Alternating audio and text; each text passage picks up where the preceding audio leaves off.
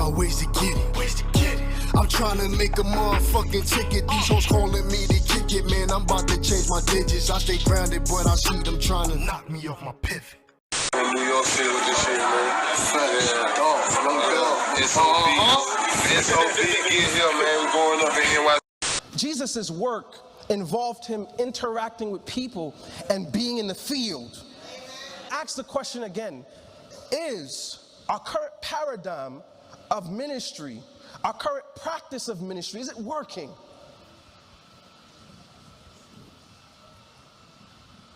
The following is rated MA. It is intended for mature audiences only. This program is uncensored and contains explicit content. Viewer discretion is strongly advised. What's good? What up, y'all? You can hear me? Yo. Yeah, I'm here. Okay. I just didn't want to jump in on y'all. So I was just banging the shit out of my ankles, so I'm not sure. Chilling, bro. Not much. What's going on? Can y'all see me?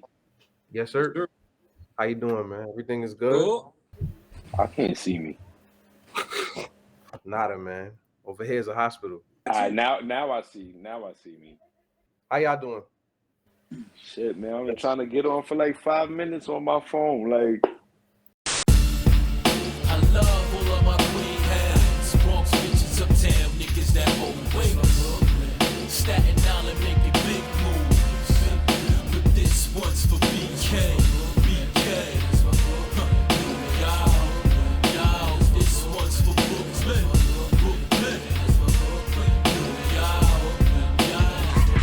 For what I'm about to do, they probably try to get me live. I'm something like that red bone, something like that red cook close to the home. Try to keep a sane mind. Surviving off these breadcrumbs. Keep faith and never concentrate on what I don't have. For what I got, still saying graceful respect. I'll never get an answer, so I don't ask why. Take everything head on. Welcome to another episode of the infamous Betty Hat. I'm the MC Rebel Glitch. Today is November 22nd, 2021. Coming up, you know we gotta go over that new Spidey trailer. And O gives us his Ghostbusters review.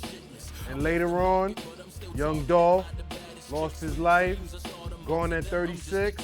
But coming up next, the Rittenhouse verdict is in. And the two men convicted for the Malcolm X assassination, the verdict has been overturned. The two men have been exonerated after 50 years. The verdict came down Friday. Kyle Rittenhouse has been cleared of all charges after killing 2 people and injuring another at a protest, Black Lives Matter protest, where he drove 20 miles to. He's been cleared of all charges. I'm pretty sure no one was surprised behind it. What this conveys is 2 things. First of all, that nothing has changed between the era of civil rights and BLM. And essentially what I mean by that is that it's okay to murder somebody who is acting on their right to protest. And what that conveys is that laws can change. That's the first thing, but people don't. Secondly, it gives people the impression that, you know what, I can air out a protest, possibly kill someone, and get away with murder. They locked up Derek Chauvin, right? However, there's still some things that need to be adjusted. One of the things that my church did in the community, especially where the local politicians were involved, we put information out for our community to know who to vote for, where their voting polls were, how to look these individuals up so that they can get some background on these individuals, because the choices that they make or the choice that you don't make, it will impact you whether or not you choose to engage in it or not. So we need to definitely be putting that information out there so nothing like this happens again. It's just, I feel like they just rewarding vigilantism. And you know, I love the vigilante, you know what I'm saying? I love Batman, but it's levels to this, you know what I'm saying? Between Zimmerman and now this, it's like you letting people feel like they could run around and be whoever they want to be. Be specific. None of us could be Batman. None of us. It's white people who could be free to be vigilantes. So let one of us be a vigilante, we're gonna be dead. It's par for the course, man. Like I said last time, these things don't surprise me. 4 of us on the screen right now. Which one of y'all didn't expect that? We got still a ways to go to get to where we can see the progress that we're looking for. And we might not even see it while we're alive, but our kids, by God's grace, if we keep fighting. I mean, God willing, because we ain't seeing it. It ain't happening in our lifetime. That's a fact. I thought it was, but it's not. You know, we got to vote. Like, this is stuff that black people refuse to do. And people of color refuse to do. If we don't vote on the lowest level, shit can't change on the highest level. You can sit there, voting for the president means absolutely nothing.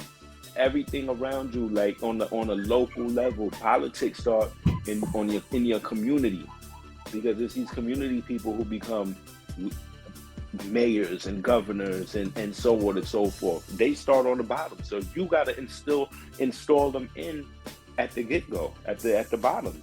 When they have community meetings in the neighborhood, when they have town halls, we don't go. It's been over a month now, and the missionaries are still captured in Haiti. There has been no progress made on their situation. I don't want to start off, spiritually. I want to start off from the standpoint of the situation in Haiti right now is like really crazy. They have no national government. I mean, no national security over there, no national police over there. They killed the president of Haiti. And I'm not saying that to trivialize what these individuals and their families are going through. But if they killed the president and they've made no progress with that, who are these individuals? You know what I'm saying? There is a systemic problem out there that needs to be resolved. So hopefully these individuals can be found. On the spiritual side, all we could do from where we stand is pray. And hopefully, I would hope that the clergymen would step up and be like, no, this has to stop. As a member of the clergy and everything, about missionaries going out there into that volatile situation knowingly and willingly, knowing that anything could happen. How you feel about it on that level? It's difficult and it's hard to process. First of all, because the reality is when you are in that position, you know that anything could happen to you. Your intent is to go and preach the word, but you have no idea what other people are thinking and are capable of until you're in, that situation. Secondly, as a clergyman, as much as you believe in the power of God, in these situations, you feel powerless.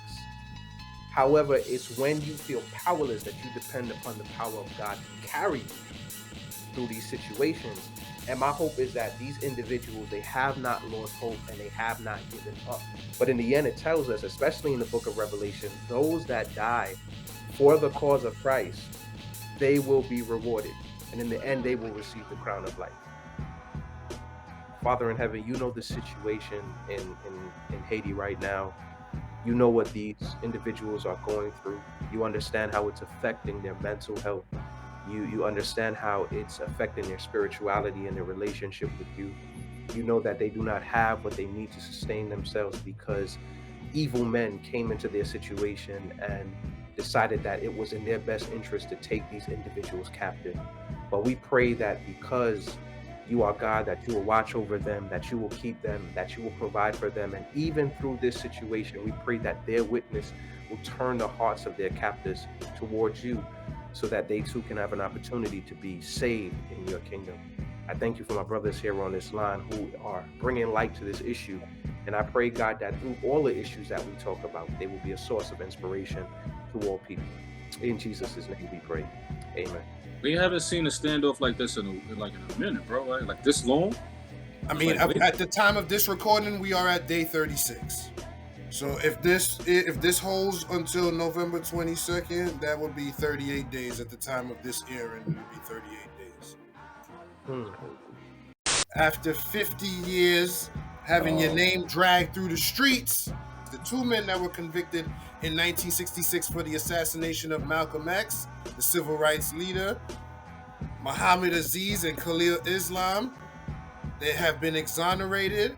This is 50 years of your life and your name you can never get back. You can never get in that back, bro. And not to mention my family name. Like, my family's name probably been dragged through the mud how many times? It's funny you said that, because I was thinking about that myself earlier, just like in terms of like they family members and they kids and everything. Like, you going through life and people like That nigga uncle killed Malcolm X. Like, that's not something you want on you. That ain't the claim to fame right there. Shout out to everybody that's inside, that's not supposed to be inside. That's very hard to remove from a person's mind, especially when it's been sitting there for 50 years. You know, people's families, people's lives. Like, you walk into a job and you see that person's last name and they're like, oh, that's the dude. Nah, he can't work here.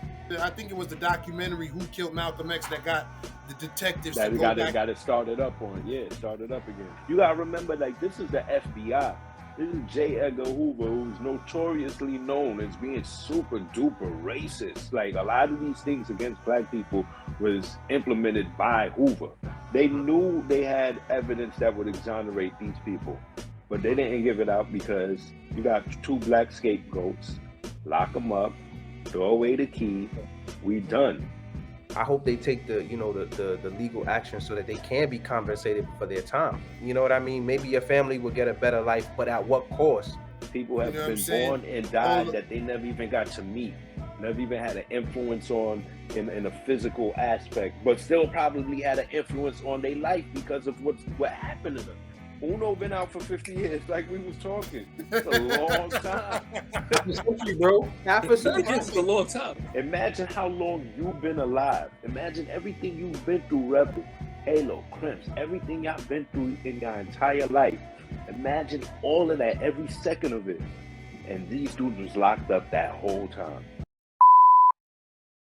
T-shirts out, I'm saying the merch is on low right now. You see I am everything. The merch is on low. Check it out. Website will be posted under the page.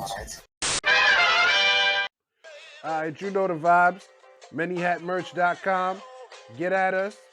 All right, you already know. Time for those entertainment topics of the week. Go through that Spidey trailer. That shit was crazy.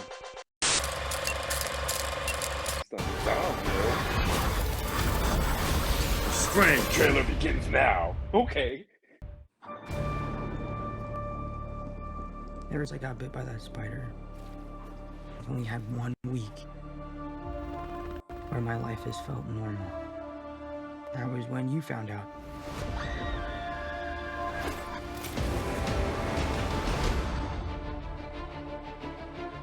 When you botched that spell where you wanted everyone to forget the Peter Parker Spider-Man,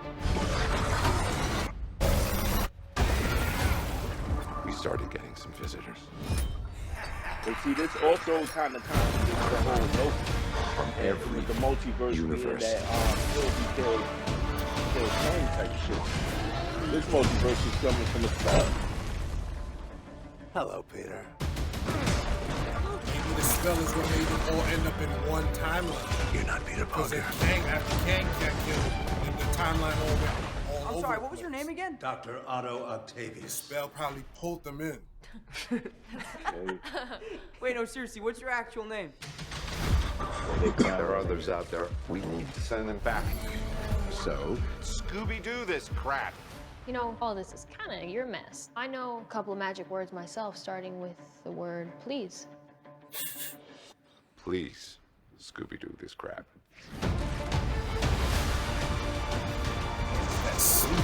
You're flying out into the darkness to fight ghosts. What do you mean? They all die fighting Spider-Man. It's their See, I didn't fate. know that. I didn't realize that. I'm sorry, What? kid. They all died Yeah, me fighting too. Spider-Man. Don't.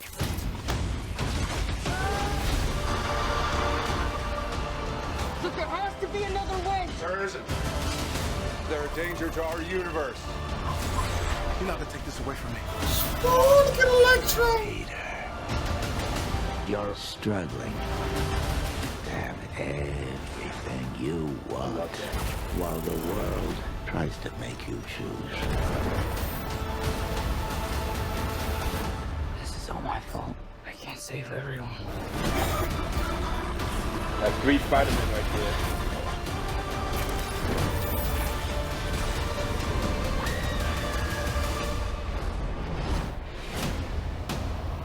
That's Dark Peter Parker about to catch her right there. Dark Spider-Man. What's happening? They're starting to come through, and I can't stop them. Did December 17th, exclusively in movie theaters. Tickets on sale November 29th. The fact that I went to IAR, I see shit with like an editor's eye sometimes, bro. And like a lot of those shots that it was just Tom Holland in, like I could tell shit was taken out, bro. Just give us the other Spider-Man now. We know they in it. But then, like I said, I was watching like 3-4 times, and around the 3rd, 4th time, I was like, all right, you know what? It's actually a good thing they don't give us. Because my nigga, think about it, like when you at the movies, my nigga, when I know when I see Tobey Maguire, I'm gonna fucking lose my mind, yo. Yo, if Charlie Cox pull up as Matt Murdock, I'm good. Listen, he in it. Everybody hypo for Andrew and fucking and Toby coming back. No, I've been thinking about Miles. I'm going even farther than Miles because after the Into the Spider-Verse cartoon, they end credit sequence was on some multiverse shit. To me, that was already the clue. Like Sony was trying to pull all they shit into one thing. I'm expecting Miguel might pop up. Miguel O'Hara might pop up. Miles is gonna pop up. And the animated Spider-Man to pop up. I felt like Doctor Strange made the movie more Marvelish, more kiddish. Like Doctor Strange scenes make the movie he make the stakes look like it's not as serious. Like he's just like not taking it as serious as Peter in the movie. Yeah, because he on some Scooby-Doo this shit and everything. From the 2 trailers we got, the first one when Wong was like, don't do the spell, and he's like, I won't. And then with this trailer, like you said, with the Scooby-Doo and I don't know. I'm getting a funny vibe from Doctor Strange's movie. A lot of motherfuckers are saying that that's not gonna be strange. That's somebody like in disguise, or that he's under a spell or some shit. I'm telling you, son, these movies gotta give us somebody cohesive. Like, I'm not gonna be watching too many more of these movies not knowing what the fuck is going on. I don't know how true it is, but they saying like that's what Wanda was doing at the end of the season. The theory is she's trying to find a universe where her son survived. Where her kids are, yeah. We gonna see though, I guess in December, but either way I'm in there, bro. I'm in the theater for that. I'm in the theater. Ghostbusters Afterlife came out on Friday for the fans, all the original Ghostbuster fans, mad Easter eggs. Definitely a couple of callbacks and everything. I'm trying not to be spoilerific with this shit. My coworker seen it, and he said it feel kind of Stranger Things. Is that true? Oh, definitely. Goonies and Stranger Things even though Stranger Things is really Goonies with more supernatural elements. Basically. But it definitely has a Goonies, Stranger Things feel to it. But it honors the original Ghostbusters movies. It follows through with the whole plot and everything. Like I said, I don't want to be too spoilerific, but it's definitely about Gozer and everything. Everyone from the first one. None of that Vigo Carpathian bullshit. It wasn't super funny. It didn't have mad comedy, or maybe it's just me and I'm dry. I don't know. I would have ghosts. Like they had some dope ghosts, because you know that's one of my main things with the ghosts. They had their funny ghosts. They had their scary ghosts. And that's all I'm gonna leave it at. But it was definitely more of a passing the torch type of thing. And I will say this, 2 end credit scenes. So whoever goes to see it, sit your ass down and do not get up. And the last end credit scene is a world building scene. So might get more.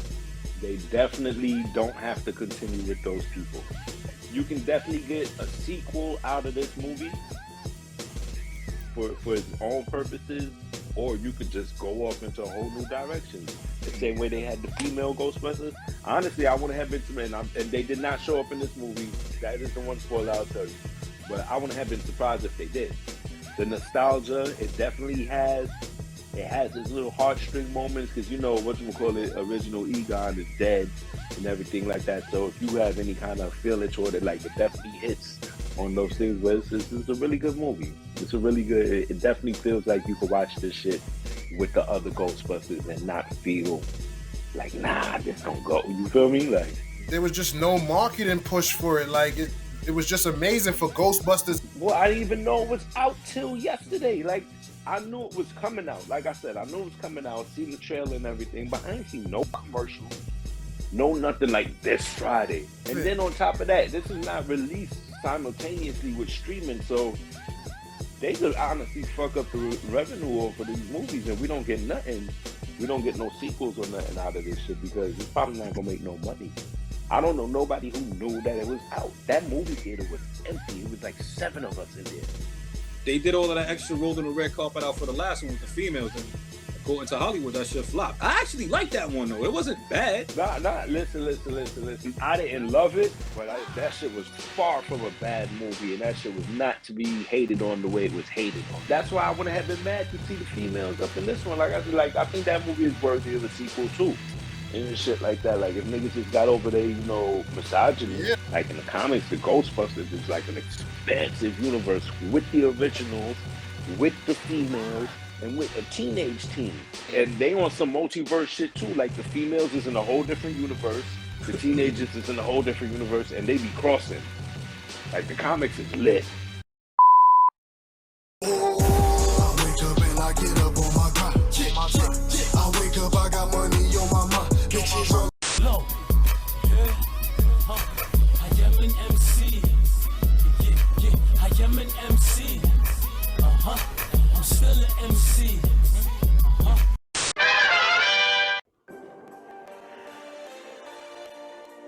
You know the one topic dominating music this week. Young Dolph killed in his hometown of Memphis. Shout out to him and his family. Rest in peace. The murder of rapper Young Dolph on Wednesday. He was murdered at a cookie house in Memphis in his hometown. Allegedly going to go get some cookies for his mother when 2 men ran down on him. You know how I feel about the new era and the new generation, you know what I'm saying? So I don't really be tapping in, but when I heard his age, I was like, damn, he's pretty much still our era, you know what I'm saying? The nigga's 36 years old, he ain't that far from us. Like, just because you come out in a certain era doesn't mean that you necessarily only are a part of that era. Like, the nigga Stones been trying to get me to listen to Young Dolph for a minute, bro. And it's like, you know what I mean? I was tuned in, but I wasn't, like, tuned in. And I feel like I just recently started, like, following him, bro. Like, you know what I'm saying? Like, tuning in and everything that he doing and shit like that. And then look, bro, like, that shit is crazy, bro. He was already doing positive things in the community. He was actually on his way to a charitable event. I'm not sure if he was hosting it or he was supposed to show up. That's what kind of made me tune into what he was doing, bro. I've seen what he was doing outside of music and how he was moving in his community and shit like that. And that's what made me tune into his music, bro. And you're not for nothing, bro. He was actually a spitter, bro. He spit. Yeah, because, I start going down the rabbit hole now, and I'm like, let me tap in to see what he got going on. Sometimes you get accustomed to niggas coming out in a certain era, and you think that that's the era that they belong to, and you like, well, I ain't really fucking with him, but this man actually was on our kind of wave, you know what I'm saying? He's just a Memphis dude, so we didn't really gravitate to him right away. Dolph kind of embraced Stones, bro. Like, it wasn't like on some just, oh yeah, you a fan, meet and greet, and take the autograph. Nah, bro, like, he embraced Stones, bro. Nah, I think they was kind of like chopping it up and.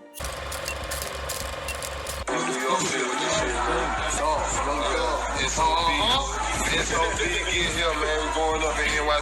New York City with this shit, man. It's OB, get here, man. We going up in NY.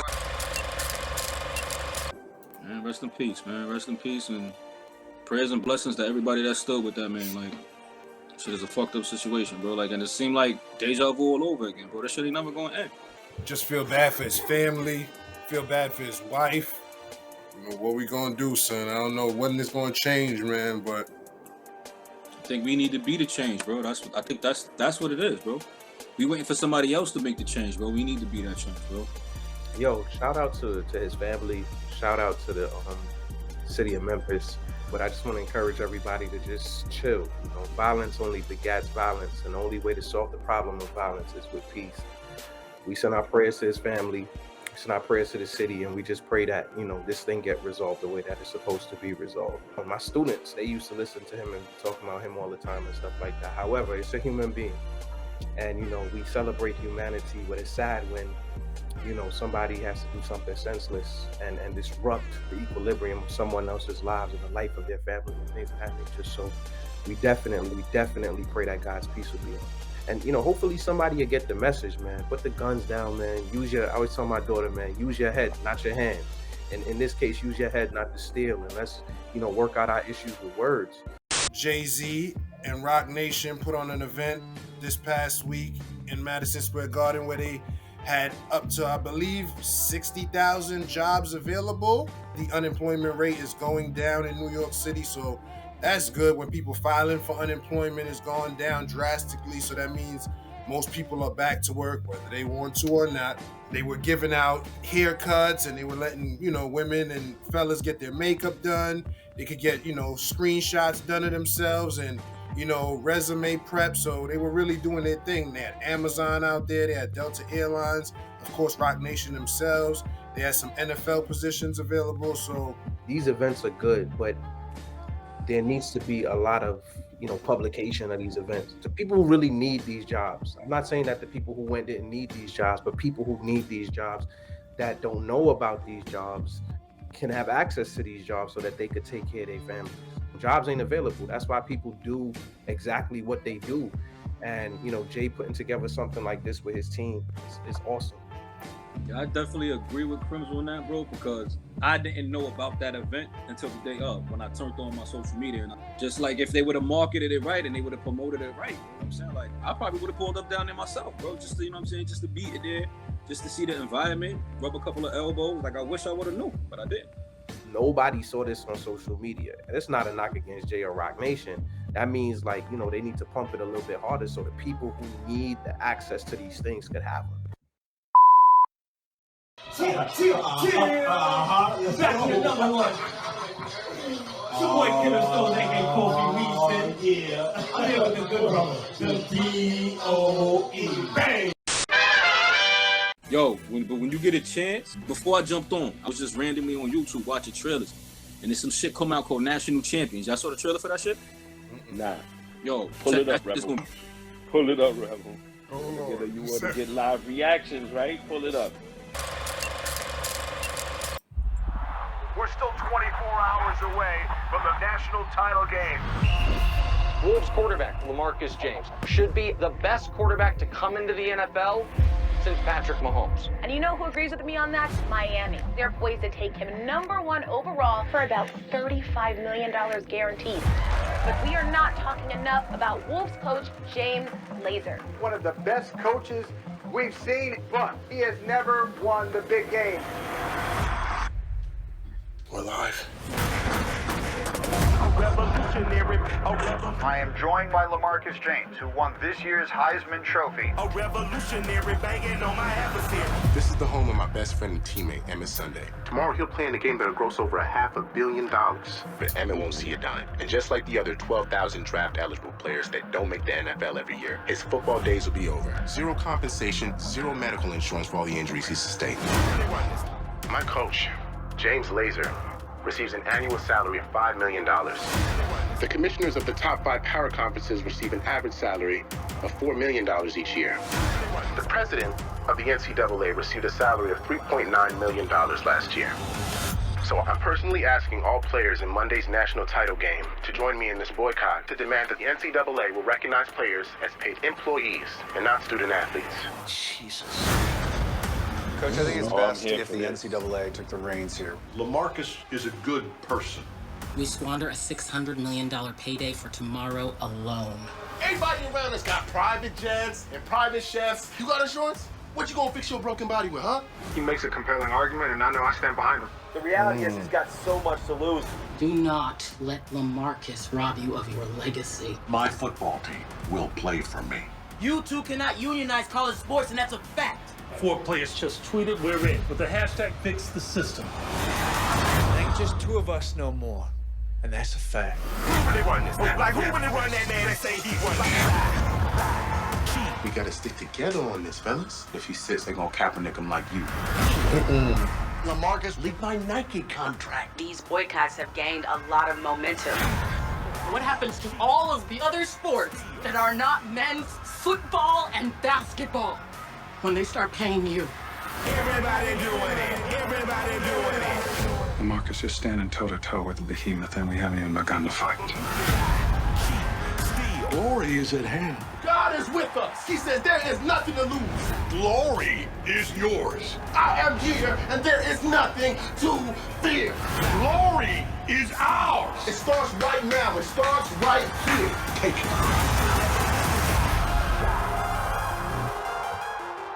Oh, I want to see that. That shit on fire, bro.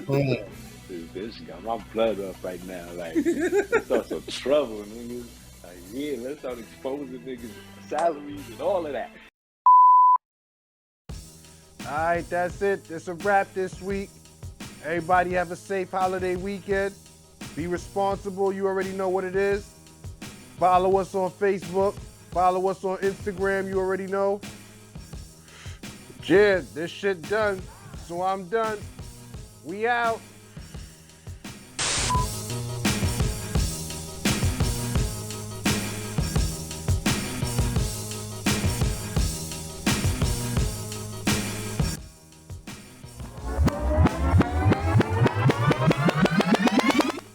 My daughter already talking about she like this boy, bro.